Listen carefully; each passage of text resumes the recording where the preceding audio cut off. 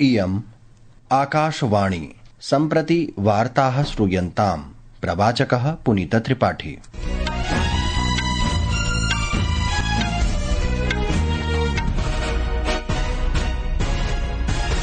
आदौ मुख्यवार्ताः।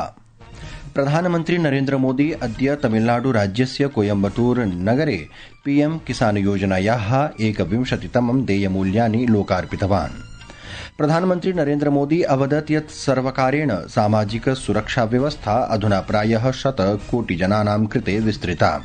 आन्ध्रप्रदेशस्य पुट्टपर्थी नगरे भगवतः श्री सत्यसाई बाबावर्यस्य शतवार्षिक जन्मोत्सवे च भागं भजितवान्। जनतादल यूनाइटेड दलस्य नेता नीतीश कुमारः श्वः बिहारस्य मुख्यमन्त्रिरूपेण शपथग्रहणं करिष्यति। अपि च न्यायाधीशाः, सेवानिवृत्ताः कर्मचारिणः च मिलित्वा प्रख्यातनागरिकैः सह कांग्रेस दलस्य लोकसभायां विपक्षस्य नेतारं राहुल गान्धिनं निन्दयन्तः भारतस्य निर्वाचनायोगादीनां संवैधानिक संस्थानां निन्दायाः कृतप्रयासानां कृते मुक्तपत्रं लिखितवन्तः। अथ वार्ताः विस्तरेण। प्रधानमन्त्री नरेन्द्र मोदी अद्य तमिलनाडुराज्यस्य कोयम्बटूर नगरे पीएम किसान योजनायाः 21तमं देयमूल्यानि लोकार्पितवान्। सम्पूर्णे देशे 9 कोटि कृषकान् समर्थनाय प्रायः 18,000 कोटिरूप्यकाणि प्रदत्तानि। प्रधानमन्त्री अद्य कोयम्बटूर नगरे दक्षिण भारत प्राकृतिक कृषि शिखर सम्मेलने भागं भजितवान्। अस्मिन् अवसरे श्रीमोदी अवदत् यत् विगतैकादश वर्षेषु कृषिक्षेत्रे परिवर्तनात्मकानि परिष्काराणि दृष्टानि सन्ति। सः अवदत् यत् देशः प्राकृतिक कृषेः वैश्विककेन्द्रं भवति तथा च तस्य जैवविविधता नूतनं स्वरूपं गृह्णाति। सः अवदत् यत् कृषिनिर्यातः द्विगुणितः अभवत् तथा च सर्वकारेण कृषिपद्धत्याम् आधुनिकीकरणाय नैके उपायाः कृताः सन्ति। सः अवदत् यत् कृषकाः किसान क्रेडिट कार्ड इत्यनेन माध्यमेन 10 लाख कोटिरूप्यकाणां लाभान् प्राप्तवन्तः। भारत नेचुरल फार्मिंग का ग्लोबल हब बनने के रास्ते पर है। हमारी बायोडायवर्सिटी एक नया आकार ले रही है। देश के युवा भी अब एग्रीकल्चर को एक मॉडर्न स्केलेबल अपॉर्चुनिटी के रूप में देख रहे हैं। इससे देश की रूरल इकोनॉमी को बहुत बड़ी ताकत मिलने जा रही है। प्रधानमन्त्री सूचितवान् यत् देशस्य यूनः अधुना कृषिकार्यम् आधुनिक व्यापकावसररूपेण पश्यन्ति। सः अवधानं दत्तवान् यत् विकसित भारतस्य कृते भविष्यकालिक कृषि व्यवस्थायाः निर्माणाय समन्वित प्रयासानाम् आवश्यकता वर्तते इति।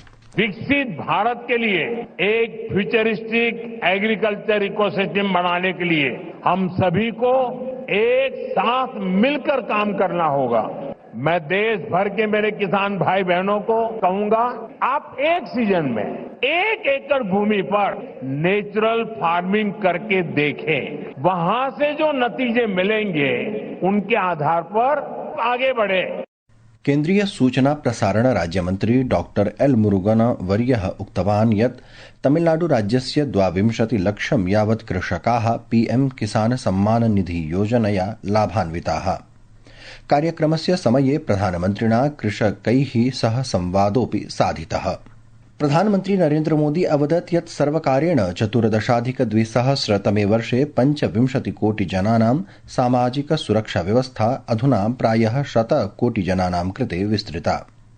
आन्ध्रप्रदेशस्य पुट्टपर्थी नगरे भगवतः श्री सत्यसाई बाबावर्यस्य शतवार्षिक जन्मोत्सवे भागम् अगृह्णन् जनसमूहं सम्बोधयन् प्रधानमन्त्री स्थानीयस्तरे निर्मितानाम् उत्पादानां क्रयणेन स्थानीय अर्थव्यवस्थां सुदृढं कृत्वा वोकल फॉर लोकल इति उपक्रमस्य समर्थनाय जनान् आह्वयत्।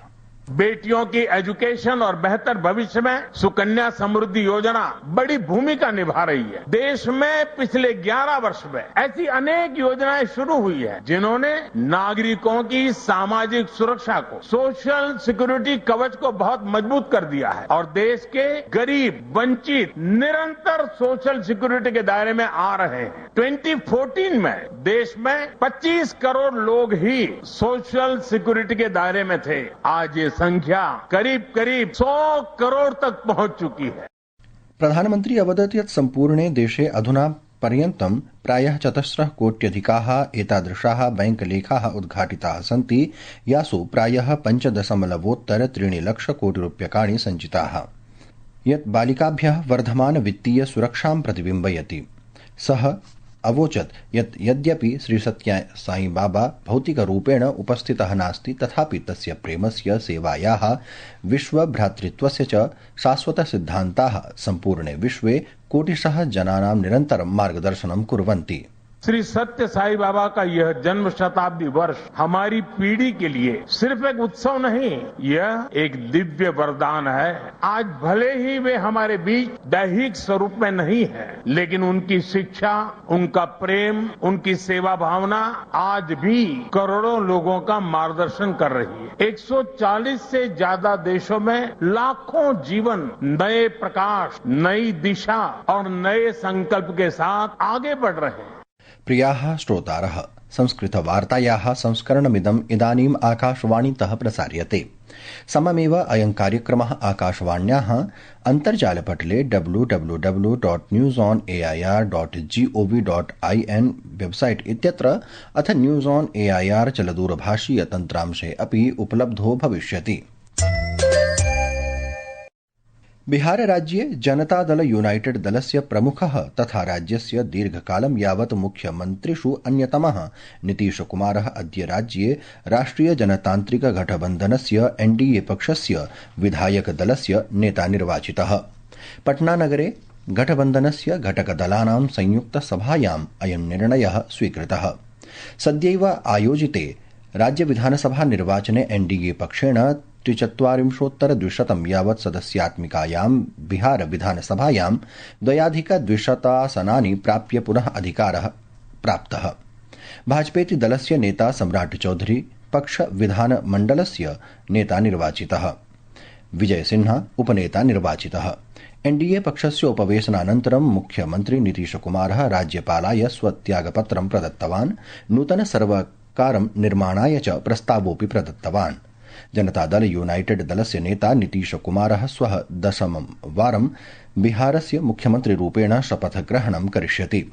शपथग्रहण समारोहः पटनानगरस्य ऐतिहासिके गांधी मैदान क्षेत्रे भविष्यति। अस्मिन् कार्यक्रमे प्रधानमन्त्रिणा नरेन्द्रमोदिना सह अन्येऽपि जनाः उपस्थिताः भविष्यन्ति।